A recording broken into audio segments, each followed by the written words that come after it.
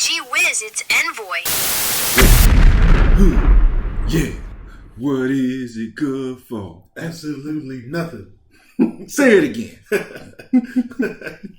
Dude, I mean, I can't tell whether to watch CBS or the news right now. You know what I'm saying? Or CBS or Rush Hour right now. Yeah. It's one of them times. One of them days and years. What's up, everybody? It's the Envoy boy here, Issa M. Today, I'm joined by my co-host / brand ambassador, Killer Quabo, out of Charlotte, NC. What's good, bro? What is going on, man? How you doing, bro? Man, I'm not gonna lie. I'm depressed. Oh yeah, yeah. I mean, seriously. Do you see what the hell's going on out there? Yeah, bro. It's crazy too. And I'm supposed to take a trip to Amsterdam next month, and it's like, damn, can I even go out there? Like, because of everything that's going on. I mean, honestly though, do you have enough gas? Most of all, because that's going to be a huge factor in this conversation here. Yeah. Right now I'm good. I filled up today, but I definitely see the jump. I'm just saying it's $100 a barrel right now. Yeah, so I definitely saw and that's only for now. I just want to make sure that, you won't have to fly over there. Yeah. I'm gonna have to fly over there and get my I ain't even talking about an airline either. Yeah, it's crazy. Yeah. So what I'm getting to here is the whole situation regarding Iran and Israel, and of course by proxy the United States, I guess. Right. But with that being said, I mean, I can't help but cover a few talking points regarding this situation, Yeah. And what part of that is the origin and escalation? Do you know exactly what kicked this off? It's like a ton of things, honestly. Obviously, out there is more of a religious state out there, so a lot of the people want a regime change. Mm-hmm. So that plays like a huge factor in it. Mm-hmm. I know that for sure. Yeah. Another part of it is what I've heard is just how Iran wants their own sovereignty, and I guess to an extent lack of affiliation with Western influence, so to speak. And there's a part of me that kind of understands that, but at the same time, is it at the cost of oppressing a nation? Right. You know? I mean, it's almost like a damned if you do, damned if you don't, to a certain extent. I mean, it's crazy because it's like I guess it depends on if you live out there or whatnot, because I see like some like Iranians and whatnot, they sort of like congratulating the U.S. for going out there or whatnot. That's what I'm saying. Yeah, so it's like the reception that I've seen from this situation it parallels to what happened with Nicolas Maduro's capture a couple months ago, you know? Yeah. And I don't know. I feel like, I mean, it's just a matter of which is going to be the cause of World War III between these two. Would there be an alliance between, like, I don't know, Venezuela and Iran as far as this goes, or I don't know, is it one at a time? I mean, we'll see. Like, I guess we'll see, because this has been going on for about like 2 weeks now. I think I want to say 2-3 weeks. As far as Iran and Israel? Yeah, well, it's actually the actual war is going on. Like, it's been like 2 weeks, 3 weeks. Yeah, approximately. Something like that. 2 to 3. It's in that ballpark. Yeah. Roughly. So it's hard to tell what's going to happen in next. Like I said, it's like all that is affecting us here in terms of like airlines. A lot of the TSA people are not don't want to work because of they're not getting paid, and because of this war. And I think there's like a small little shutdown going on in the government or something like that. Mm-hmm. So it's starting to affect their pay. So it's starting to affect like the lines in some airlines where they have long lines or whatnot. So it's like it's a lot of reverberations that's coming from this war. So because I say that because I'm planning on going on a trip to Amsterdam next month. Right. So so at first when I got my ticket, the war wasn't going on. Now this war is going on. I don't know if it's a good idea. I mean, I might be able to fly out there, but that's a question. But if I'll be able to come back in. So out of curiosity, did you use Priceline for the ticket as far as that goes? Or was it another vendor? No. I used I went straight from the airline itself. Oh, yeah. Okay. Yeah. Okay. All right. Yeah. Truth be told, I've always wondered how Priceline holds up when it comes to just certain. No, I guess it just depends on the airline more so. Yeah. But Well, I've been seeing the ads for it. And I stuff. usually use like Google Flights. You ever use Google Flights? I have not. No. Yeah, use Google Flights. I mean, I usually get the best deals from Google Flights. Honestly. Gotcha. I mean, truth be told, I don't even do much traveling. I mean, the last time I even went out of the country in general was when I was 2 years old. To be real. And Hey. yeah, I have some rust to knock off. Yeah. You gotta. Do you have your passport? I actually do. And matter of fact, I have dual citizenship, but I'm pretty sure I need to renew the well, definitely my passport for one. Right. But yeah, you should definitely travel, man. It's a lot of fun. I've traveled out of the country. Last time I traveled out of the country was like 2019. Really? Yeah, I went to Ghana. But it's the first time I've traveled. Yeah. Mm-hmm. So this is the first time I've traveled since then. Yeah, it's a lot of fun, bro. Definitely a lot of fun. Do you travel more domestically or? Definitely domestically. Yeah. Definitely that. But even still, outside of I guess the regime and I guess sovereign independence when it comes to religious ideology and whatnot, a huge part of this revolves around Iran's nuclear program. Oh yeah. And I've just been hearing all these things about how they've been enriching themselves with so much uranium. This is what led to the bombing and whatnot. Yeah, I mean, these guys are out here looking like, I don't know, like they might be a vendor for Wile E. Coyote pretty soon in his next scheme. yeah. And at some point, I'm just wondering, what are the intentions here? I mean, that's pretty much why we're in this situation. Yeah. I mean, it's all about what's the mood as far as this uranium here. Right, exactly. So it's like, I get it in a way because we don't know, I don't want to say these guys are terrorists, but there's a lot of terrorism that comes from the area. And they could possibly steal these plans and take it from themselves. I'm not even saying the government's going to do some stuff. I'm saying that maybe some offshoot is going to grab these plans or grab these weapons and, might try to use them themselves. I mean, it's outlandish, but, I can see why the U.S. is trying to police Iran in terms of like the nuclear program or whatnot, not to advance. And look, I'm not saying that Iran should advance and learning new things or whatnot, but like you said, intention. Like, what is your intention about this uranium? I mean, they could potentially be using it to create a different energy source or something. But that's very true. Yeah, and I gotta say, I mean, because in doing I guess a little bit of note prepping and research for this topic, one interesting thing I found out was I guess the common theme of all supreme leaders having the last name Khomeini, because in 1980, well, in the 80s, pretty much, there was what was his first name? I believe it was Ruhollah. Yes. Ruhollah Khomeini, Khomeini. Right. Yeah. After he passed away from a heart attack in 1989, that's pretty much when the Khomeini that we just, that just recently passed rose to power. And ever since then, he's pretty much just been, I guess, holding the torch as far as that goes. And, now that he's kicked the bucket, there's another Khomeini in power. Yeah, his son. I feel like as long as you have that name, I mean, you have some sense of power in this nation to some extent.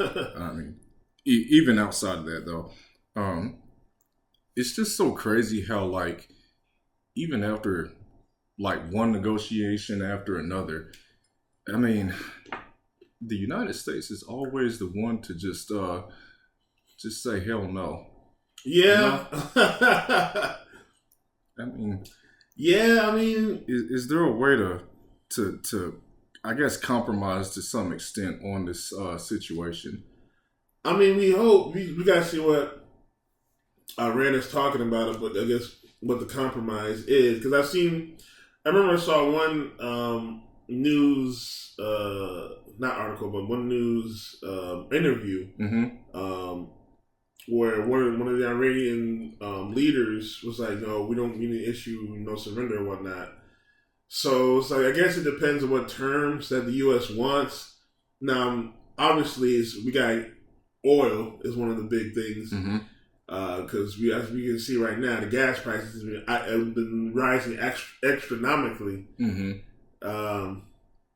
So it's like, we'll see what terms that they're trying to do, but I think all in all, the U.S. is focused on a lot of somewhat westernizing Iran, so that that they can necessarily control it, but not necessarily control it. Like they have their own independence; they're more westernized, but the U.S. can influence more.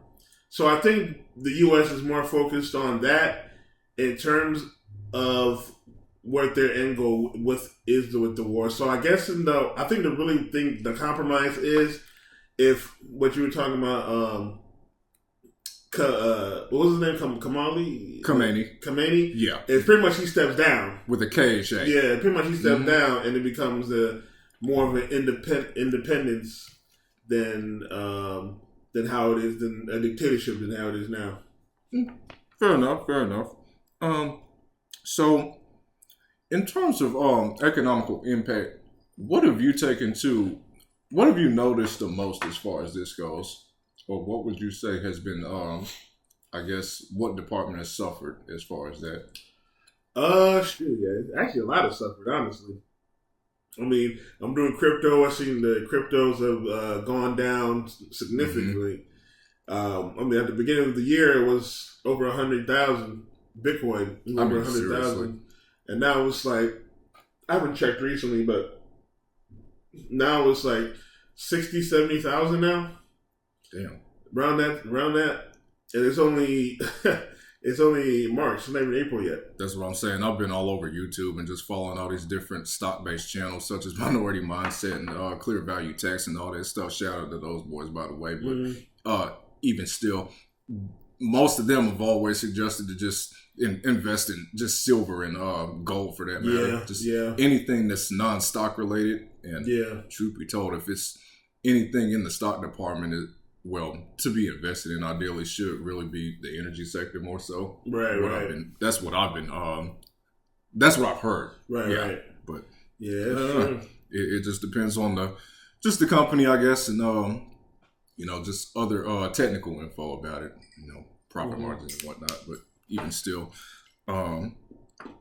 is out of those, I guess out of all industries, which one hurts you most? What do you mean, like, even by the war, or like? Well, just by the war, would you say it's because if I'm being completely honest, outside of gas, I would definitely say a lot of apparel based stuff. Yeah.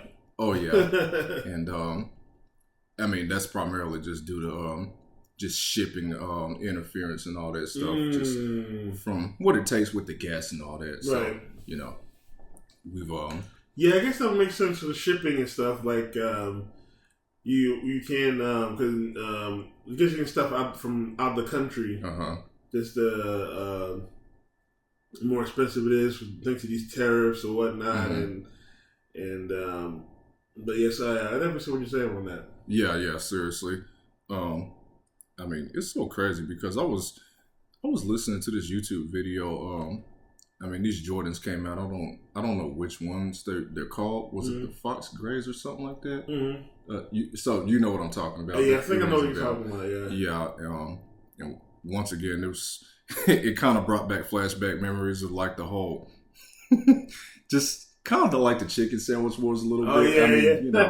It's but this is to be expected whenever it comes to Jordans in general. Every Jordan release equals a Black Friday sale, pretty much, and on top of that, just utmost chaos. Right. At the same time, as far as the next batch incoming, I can't help but feel they're going to be price gouged. Yeah. And even more than than they typically are, anyways.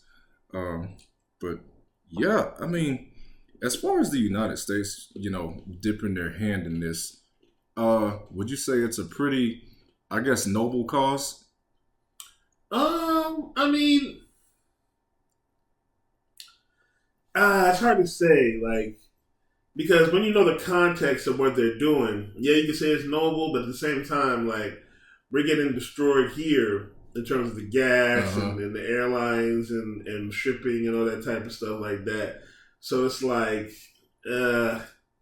it's hard to say because it's like at the end of the day, like the people of Iran, from what I've gathered anyway, I look at it could be wrong, whatnot. From what I gathered, they don't want this regime anymore. They want to be more westernized. The younger generation, they want to be more westernized, like how we live out here. So they're happy that the U.S. is coming out there, but at the same time, how we living out here right now, like everything's going up. Trips are getting messed up. People are worried that maybe if you travel out of the country, you might get stuck, not come back in. So we'll see. We'll see how things go. We'll see how it goes in a month. If it's this really truly a noble cause and how quick it goes, because it seems like U.S. is kind of running through Iran.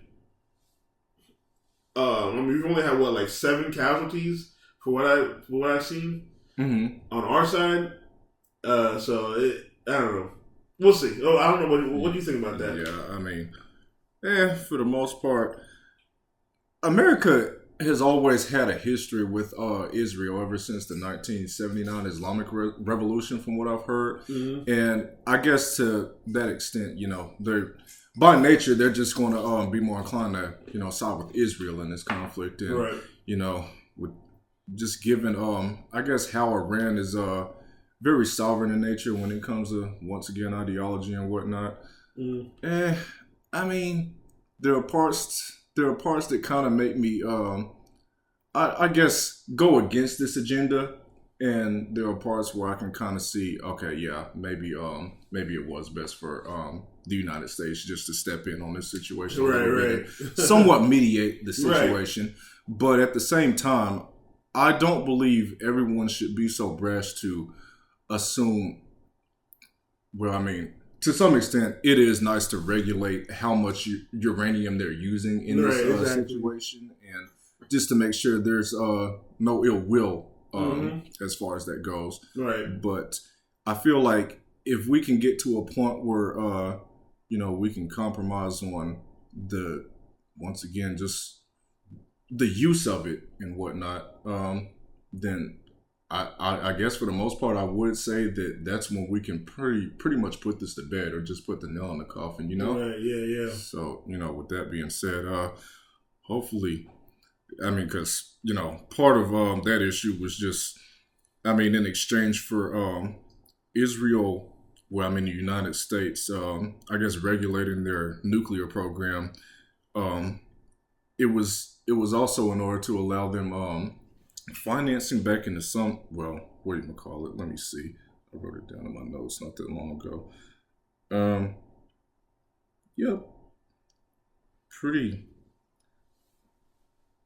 Pretty much lifting economic sanctions on them, and many of the areas that involves or entails around is energy, banking, finance, and shipping, and the sooner they can reach a compromise on that, that's when they can just get those bans pulled from them, and hopefully everything falls into place with that, because I mean, I am speaking as a capitalist on this, and I get that. I really want to see just many nations grow. In terms of just production and revenue. Yeah, that's true. The more we can get past this, the better. The future looks for not just this nation, but theirs in the world in general. That's true. Seriously. So with that being said, I think we're just gonna close out this segment here and just turn the page here. Hey folks, it's the Envoy boy, ECM again. Just a gentle reminder to hit the like, share, and subscribe buttons for the latest content on the podcast, and also tap into the site at envoygraphics.net for both custom and brand merch. And if you're feeling even more supported, by all means, feel free to leave a generous donation to the Cashapp at the handle TheEnvoyMachine. Spread the word in the closet hangers today.